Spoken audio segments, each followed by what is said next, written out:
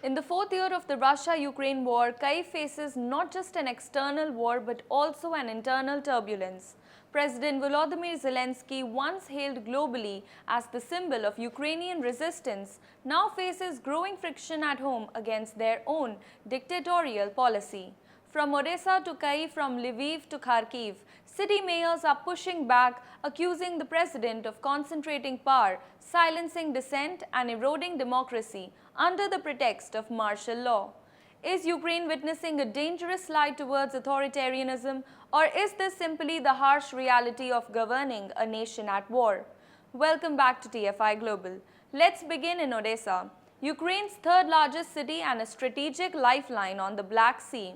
On October 14, 2025, Zelenskyy made a stunning move. He revoked the citizenship of Odessa's mayor Hennady Trukhanov, claiming that he secretly held a Russian passport, a direct violation of Ukrainian law.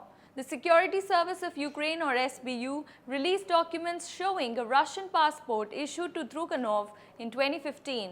For Zelensky's team, it was clear-cut. No Ukrainian official should hold foreign citizenship, especially Russian.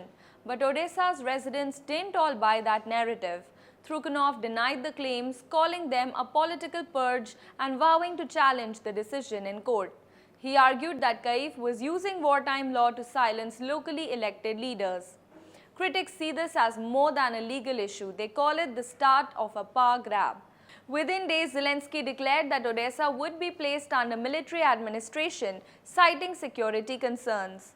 That means Kyiv now controls the city's leadership directly. Opposition lawmakers described the move as a message to all mayors: obey or be replaced. Next, we move northeast to Kharkiv, a city scarred by relentless Russian bombardment but still standing tall.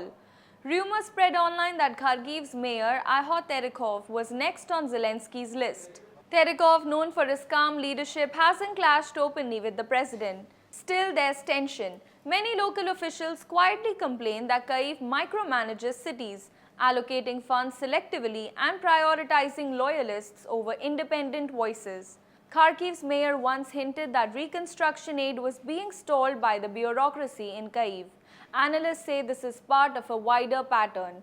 Zelensky's administration sees independent mayors as potential rivals, not partners. Perhaps the loudest critic of Zelensky's wartime governance is Kyiv's own mayor, Vitaly Klitschko. The former boxing champion has become Zelensky's fiercest political opponent inside Ukraine. Back in January 2025, Klitschko accused the president of usurping local powers and using martial law to paralyze city councils. By May, his criticism sharpened and he said, quote, "Ukraine is starting to smell of authoritarianism." Klitschko claimed security agencies were raiding his offices, targeting his allies, and using the war as an excuse to dismantle checks and balances. By August, as battlefield fatigue set in, Klitschko called for a diplomatic solution, an indirect jab at Zelensky's refusal to negotiate. That statement alone divided the nation. Some saw it as treasonous softness, others as a brave call for realism. In the West, the city of Lviv, often seen as Ukraine's cultural heart, has also seen signs of frustration. Local leaders complain that funding for infrastructure and humanitarian aid is being delayed by Kyiv's bureaucracy. Some accuse the president's office of deliberately weakening regional autonomy, arguing that wartime unity has become a cover for central control. Lviv's mayor, Andriy Sadowy, hasn't clashed openly with Zelenskyy but has hinted that Ukraine must avoid turning democracy into a war casualty. Across Ukraine, mayors are navigating a fine line, staying loyal to the national cause while pushing back against what they see as an overreach from Kyiv. The discontent isn't confined to the city halls. In July 2025, Ukraine witnessed its first major anti-government protests since the invasion began. Thousands took to the streets of Kyiv, Odessa and Dnipro, accusing Zelenskyy of weakening anti-corruption institutions. The controversial law that triggered it curtailed the independence of the National Anti-Corruption Bureau and the Specialized Anti-Corruption Prosecutor's Office. For many Ukrainians, it was a betrayal of the 2014 revolution's democratic promise. Chants like "corruption equals death" echoed through the Independence Square. The backlash was so strong that Zelenskyy eventually backtracked, promising to restore oversight powers. It was a rare concession, proof that Ukraine's civil society still has teeth, even in wartime.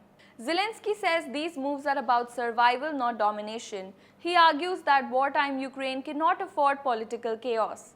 Under martial law, the president wields expanded powers to secure unity and prevent infiltration. But critics say he is dividing Ukraine when unity is needed the most, and the cracks are visible. When local leaders openly challenge the president, when protesters fill the streets, and when accusations of authoritarianism echo through Ukraine's democracy, it's clear that the unity of wartime Ukraine is under a strain. Odessa's turmoil, Kyiv's protests, and Kharkiv's resilience all tell one story: a nation struggling not to lose itself while fighting for its very survival.